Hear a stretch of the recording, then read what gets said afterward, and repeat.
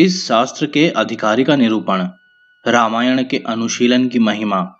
भारद्वाज को ब्रह्मा जी का वरदान तथा ब्रह्मा जी की आज्ञा से वाल्मीकि का भारद्वाज को संसार दुख से छुटकारा पाने के निमित्त उपदेश देने के लिए प्रवृत्त होना।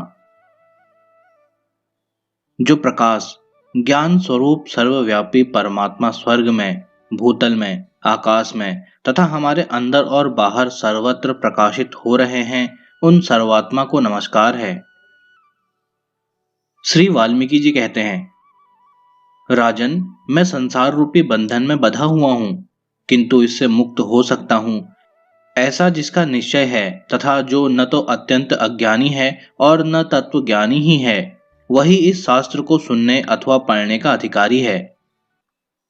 जो पहले कथा रूपी उपाय से युक्त रामायण के बाल, अयोध्या आदि सभी कांडों का विचार परिशीलन करके मोक्ष के उपायभूत इन वैराग्य आदि 6 प्रकरणों का विचार अनुशीलन करता है, वह विद्वान पुरुष फिर इस संसार में जन्म नहीं लेता।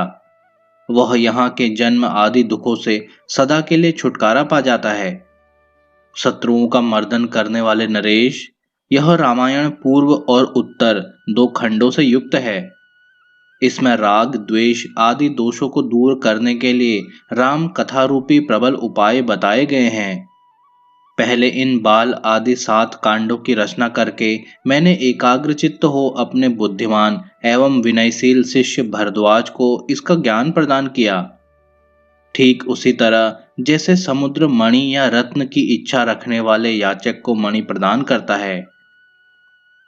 बुद्धिमान भरद्वाज ने मुझसे कथा रूपी उपाय वाले इन 7 कांडों का अध्ययन करने के पश्चात मेरु पर्वत के किसी गहन वन में ब्रह्मा जी के सामने इनका वर्णन किया। इससे महान आशय वाले लोक पितामह भगवान ब्रह्मा भरद्वाज के ऊपर बहुत संतुष्ट हुए और उनसे बोले, बेटा, तुम मुझसे कोई वर मांग लो।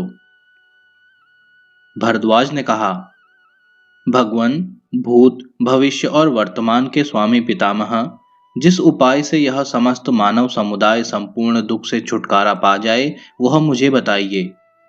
आज मुझे यही वर अच्छा लगता है। श्री ब्रह्मा जी ने कहा, वत्स, तुम इस विषय में शीघ्र ही प्रयत्न पूर्वक अपने गुरु वाल्मीकि जी से प्रार्थना करो।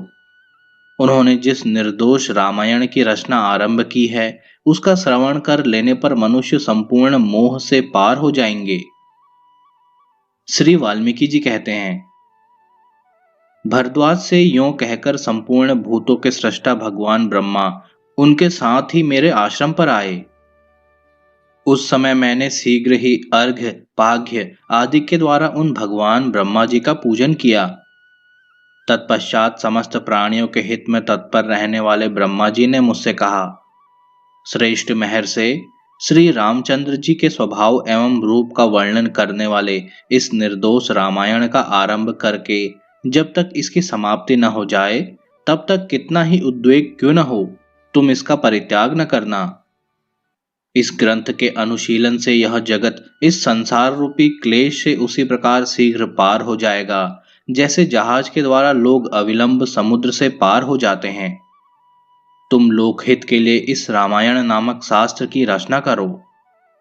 इसी बात को कहने के लिए मैं स्वयं यहां तक आया हूं। तत्पश्चात वे मेरे उस पवित्र आश्रम से उसी क्षण अदृश्य हो गए। तब भरद्वाज ने कहा, भगवान, महामना श्री रामचंद्र जी, भरत, लक्ष्मण, शत्रुघ्न, यशस्विनी सीता देवी तथा श्री रामचंद्र जी का अनुसरण करने वाले परम बुद्धिमान मंत्री पुत्र, इन सब ने इस संसार रूपी संकट में पड़कर कैसा व्यवहार किया था, यह बात मुझे बताइए। इसे सुनकर अन्य लोगों के साथ मैं भी वैसा ही बर्ताव करूंगा।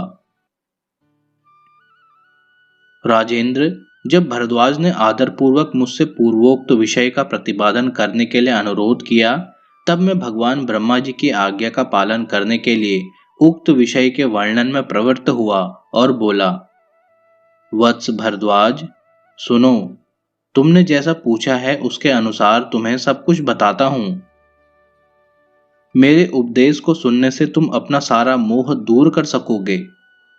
बुद्धिमान भरद्वाज, तुम वैसा ही व्यवहार करो जैसा कि आनंद स्वरूप कमल नयन भगवान श्री राम ने समस्त संसार में अनासक्त भाव से रहकर किया था। महामना भरत, लक्ष्मण, शत्रुघ्न, कौशल्या, सुमित्रा, सीता, राजा दशरथ, श्री राम सखा कृतास्त्र और अविरोध, पुरोहित वशिष्ठ, वामदेव तथा अन्य अन्य 8 मंत्री, ये सभी ज्ञान में पारंगत थे। दृष्टि, जयंत, भास, सत्यवादी विजय, विभीषण, सुषेण, हनुमान और इंद्रजीत, ये श्री राम के 8 मंत्री बताए गए हैं। ये सब के सब समदर्शी थे। इनका चित्त विषयों में आसक्त नहीं था। ये सभी जीवन मुक्त महात्मा थे और प्रारब्धवश जो कुछ प्राप्त होता उसी में संतुष्ट रहकर तदनुकूल व्यवहार करते थे। बेटा, लोगों ने जिस प्रकार होम, दान और आदान प्रदान किया था, इन्होंने जगत में जिस प्रकार निवास किया था और जिस प्रकार स्मरण, चिंतन अथवा श्रौत समार्थ कर्मों का पालन किया था, उसी प्रकार यदि तुम भी बर्ताव करते हो तो संसार रूपी संकट से छूटे हुए ही हो। उदार एवं सतत्व गुण से संपन्न पुरुष अपार संसार समुद्र में गिरने पर भी यदि उपयुक्त उत्कृष्ट साधन को अपना ले तो उसे न तो शोक प्राप्त होता है और न वह दीनता अथवा दुख में ही पड़ता है।